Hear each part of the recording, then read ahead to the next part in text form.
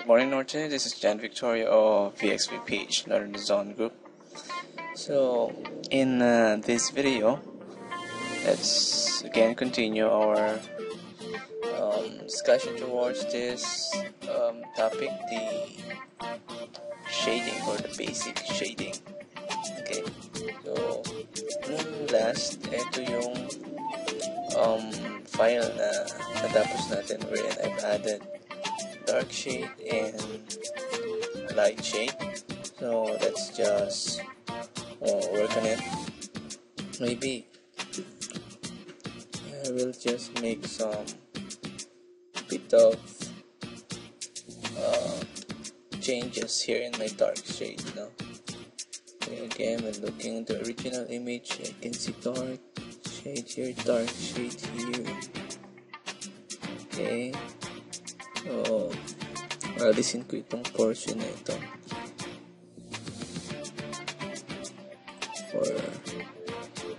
or instead of removing it using the direct selection tool, I make some adjustments na lang. Ibaba ko tong portion na yan like that. Anyway, it's quite 5 AM, no? Ang aga-aga po, kaya medyo pasensya na ako, medyo hindi pa ganun kahinog yung aking boses. Okay, and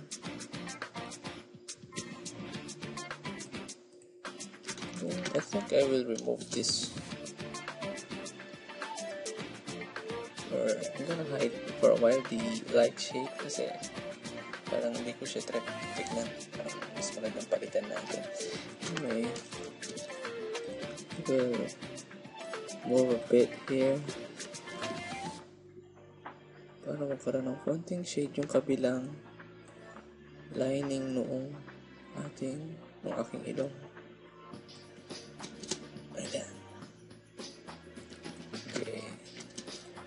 So I think it's quite nice. Okay na yan. Now,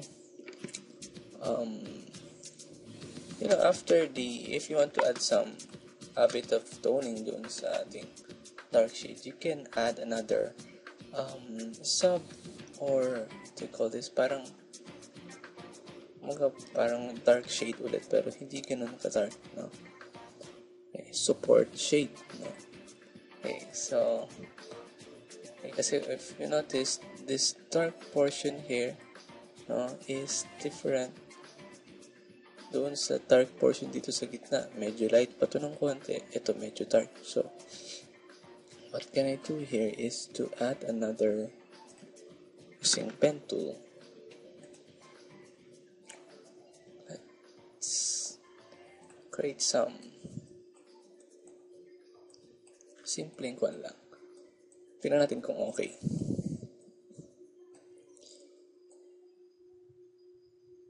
Yeah. Up.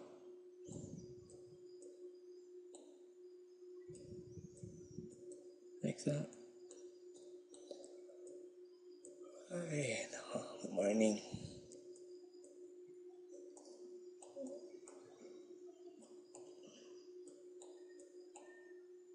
Okay, so let me close that again. Let's go back here. So ito yung support shade or support dark shade I've created, but the thing is, magkakulay lang sila ni yung aking main dark shade. So lagay ko to sa likod, si shape 3. I'm gonna drag it pababa. Okay, so this is the main dark shade, this is the support dark shade. So let me double click it para mapalitan yung kulay. Para sa kulay, taas ko lang ng konti lang. Ayan, so that you can see the division. This is dark, or this is dark, this is darker. Now, so pang maging halata yung pagkaka dark nung ating main dim shade here, let's double click it again para tanong mo siya ng mas darker. Oops. Okay, so with that, yun. Okay, may konting timpla na yung balat niya. Now, using the pen tool again, using this support shade, konting dagdag lang siguro dito. See, yeah, that portion.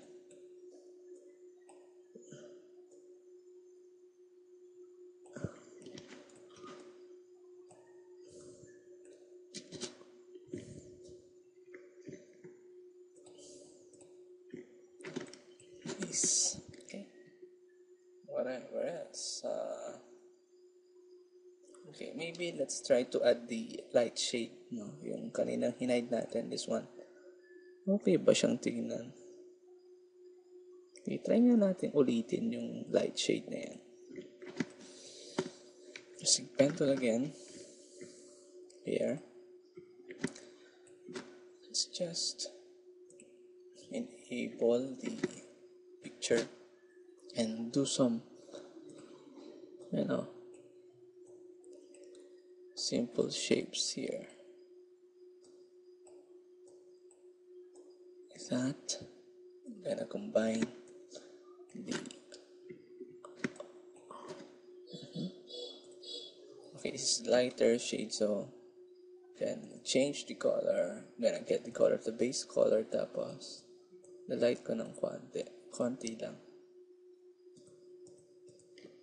So pinaka output natin in this exercise is to add shading na nagre-range na mga, let's say, 3 to 4 colors. So I have 1, the base color, 2, the darker shade, 3, the dark shade, and 4, the lighter shade. Pwede mga 5 yung pinaka-glow shade niya mamaya. Try natin. Tuloy ko lang to. Here, gonna add.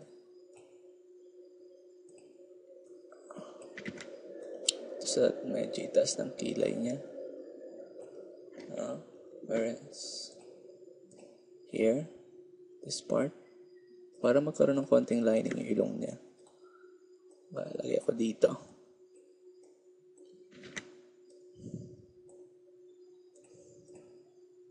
Let's just try this. Kung okay, up. Yan.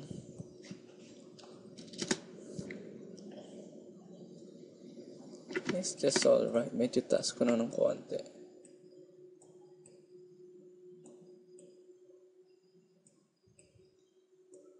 Here you go. Ayan. And, where else? Combine. Let's see the original again. So maybe I can add in this. You can see the glow here. May glow din doon sa kabilang nose. Doon.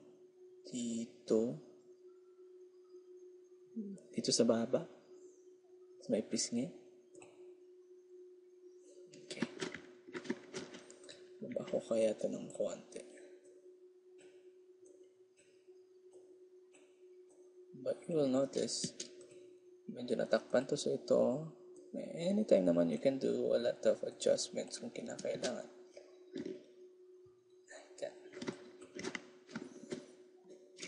Saan pa? Dito siguro sa kabilang pisngi, instead of adding a glow here, like na parang ganitong kulay, what will I do is to add another shape here, wherein ang kulay niya is hindi ganyan. Magagawin kong kakulay ng base color natin para hindi ganun ka-glow yung kabilang pisngi, no? So using can double click the layer here to see the color picker, tapos eyedropper ko dun sa base color, which is yun. Okay, medyo lakyan ko na lang ng konti yung shape.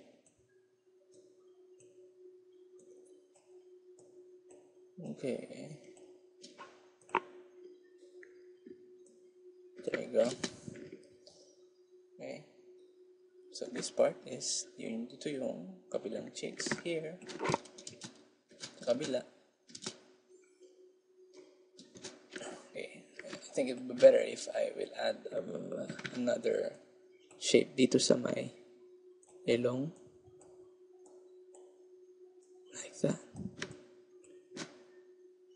Okay. Oops. Konti lang. Try lang kung okay, kung wapong tignan. I think okay naman. Okay naman. Okay. Now, let's proceed doon sa ating lighter, the very lighter shade. Mag-add ako ulit where? Maybe here. Oh.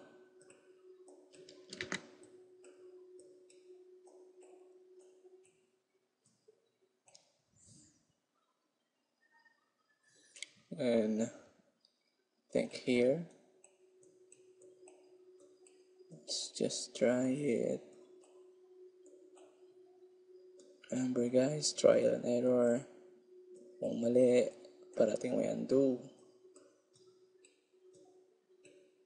Okay. Oops. Let me see. Medyo natakpan yung may portion pala dito, natakpan natin. Pwede ko yung baba ito sandali. Or remove na lang.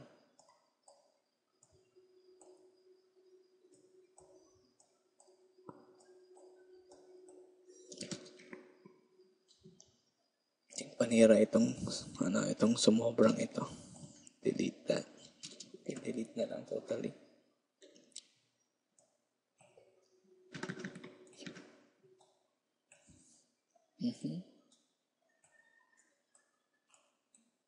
Okay, maya maliligo na rin ako at ako ipapasok na.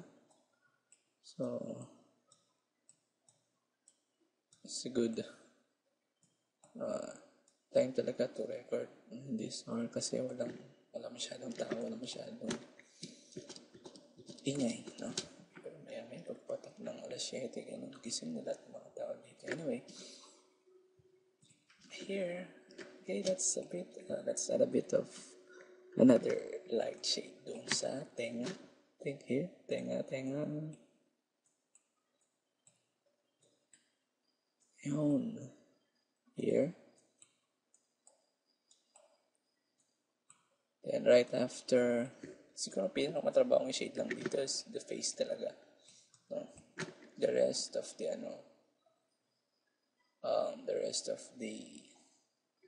lips, madali na lang yan. Mga tatlo, dalawang shade lang mata, mga tatlo, dalawa lang din. As well as the coat.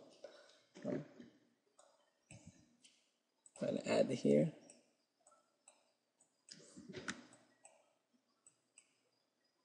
Okay.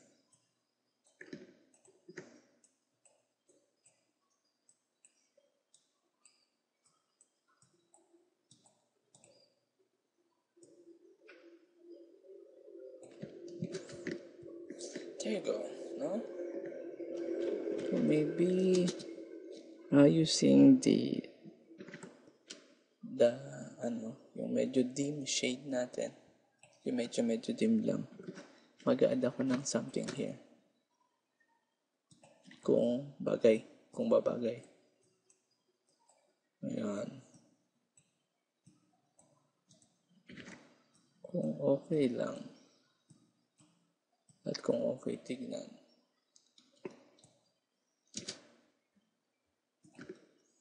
There you go. Kasi medyo dim tong part na to. Ito sa may lining. I think it's medyo maangas na siyang tignan. Okay, again, let me add a detail here sa may eye bag niya or sa may dari ng mata. Okay, using this shape,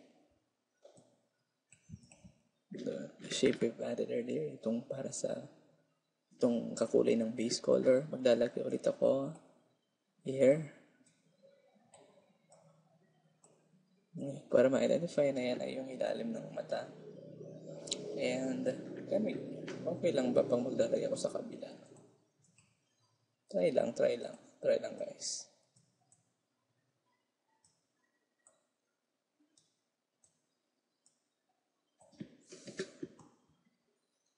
Okay, medyo mangat. You will notice na parang bakit dito hindi masyadong matingkad yung kulay, dito parang masyadong matingkad. Actually, pagdating sa tingkad, sa kulay walang pinagkaiba. Itong portion na to, nagmukha lang siyang matingkad kasi yung pinagpatungan natin, which is the darker color, is very dark. So, litaw na litaw yung itong shape na to. Pero here, ang pinagpatungan natin ng kulay natin is this medyo dimmer part or dimmer shape. So, hindi ganon ka lakas yung parang impact niya. Okay. Anyway, mas ma-appreciate nyo siguro pag later, pag medyo tumagal-tagal na. Try ko, tingnan nyo. I will create a shape wherein itong portion na to, hindi masyado matingkad, by creating another shape here. Like that. Tapos, kukunin ko yung kulay ng itong second shade natin. Tapos lalagay ko sa likod. You'll notice. Di ba? Hindi ganun katingkad yung kinalabasan ng kulay. Okay. So, yung maybe let's add again using the light shade. Konti lang. The problem here is hindi nakita. Yung dito rin sana kung kakayanin, kung okay tignan sa kabilang ilong, diba? Here.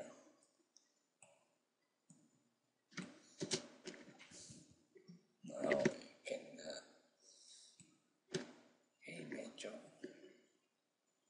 medyo hindi na nagraran sa ilang kulay lang yung ating ilang kulay lang, pero okay, makikita mo na talagang may shading siya. Now, maybe for the finishing shade, if you will notice dito sa ating main or the original layer, doon sa parte ng mata, sa may ilong, sa may pipig, may pagka very dark shade yan. So, proceed tayo here. Let's create a dark. Medyo dark shade lang. Hindi black ha. Baba natin. Napunta sa itaas. Nako. Here. There.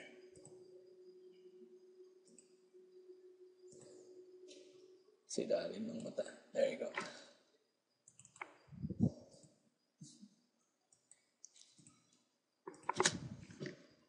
Yun. Hindi masyadong halata. Though, ayaw ko na masyadong ipahalata mga ganyan lang talaga yan. Mga konting pandagdag lang. Like for example,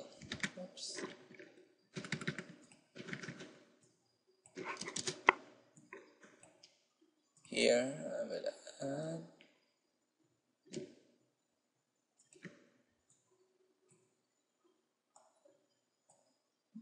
para dun sa lower lining ng mata, as well as here. It would be better if you will add something here again to sa lining ng kanyang ilong.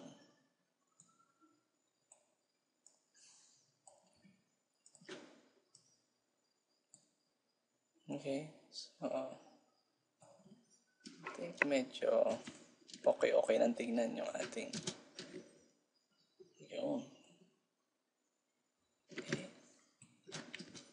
here. Dito sa maybe my last shading dun sa dark, no? Ito na yung last shape.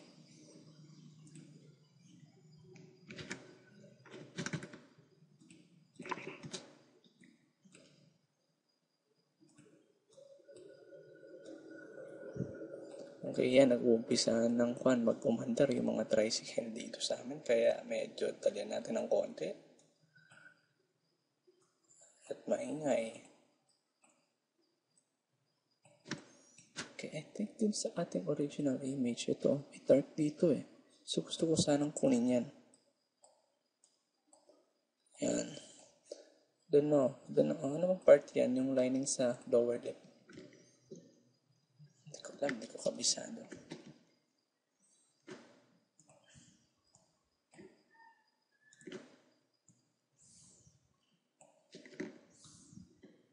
Here, sa may tenga.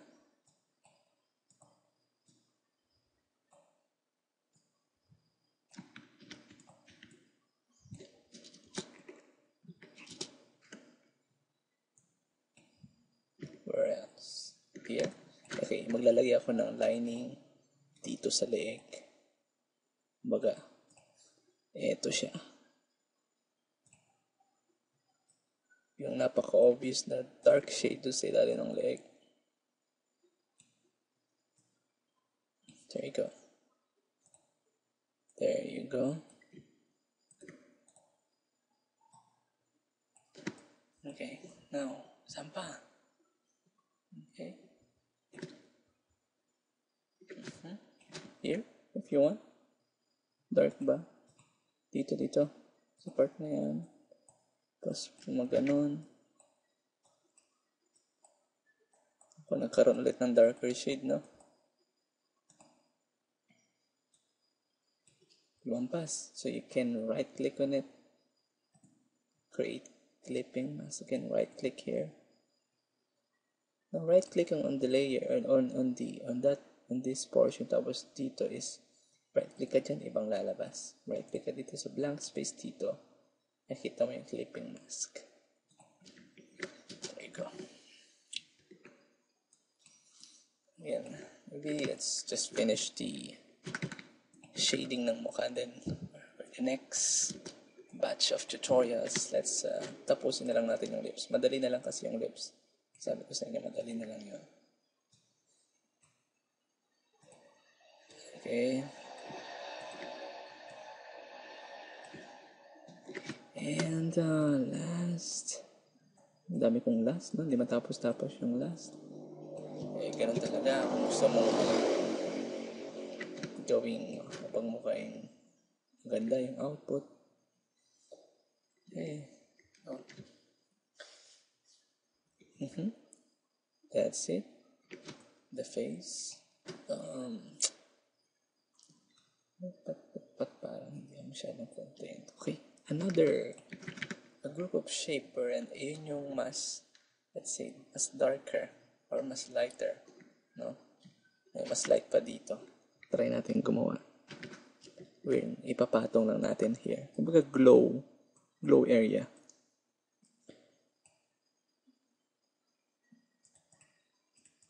Anong kulay? Medyo white. Okay. Medyo okay siyang tingnan. Baga, tinamaan ng ilaw. Mas lumiwanag, no? Here.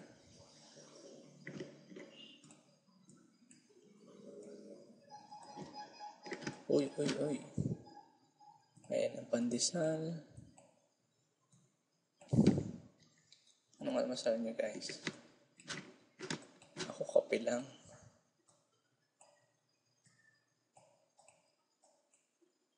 Okay. Here. Again, papapansin nyo, pinapatong ko yung glow, yung white shade ko doon sa light shade. Kasi pag pipatong ko yan dito sa my base color or anywhere here, magmumukha siyang matingkad ulit. O mas matingkad. Okay. So, konti pa. Here. I think it's medyo nice na rin tignan.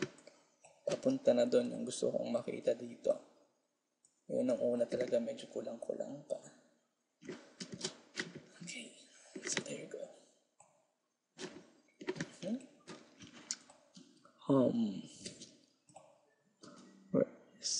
Okay, I'm gonna select this layer. The layer na parang base color, ang kulay. Pwede kaya maglagay ng something dito. Try lang.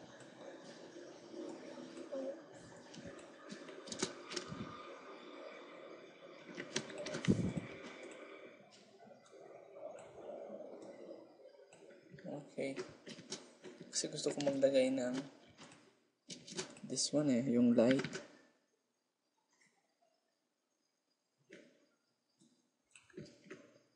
Here.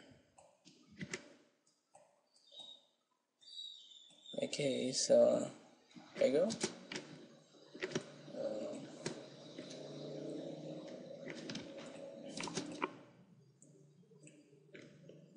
That's it, guys. Tapusin ko na with this shape here. Okay, so that's the coloring or the basic shading of our face here. We have the lighter shade and the darker shade. Okay, so susunod natin yung lips, yung eyes, and the coat to finish the output.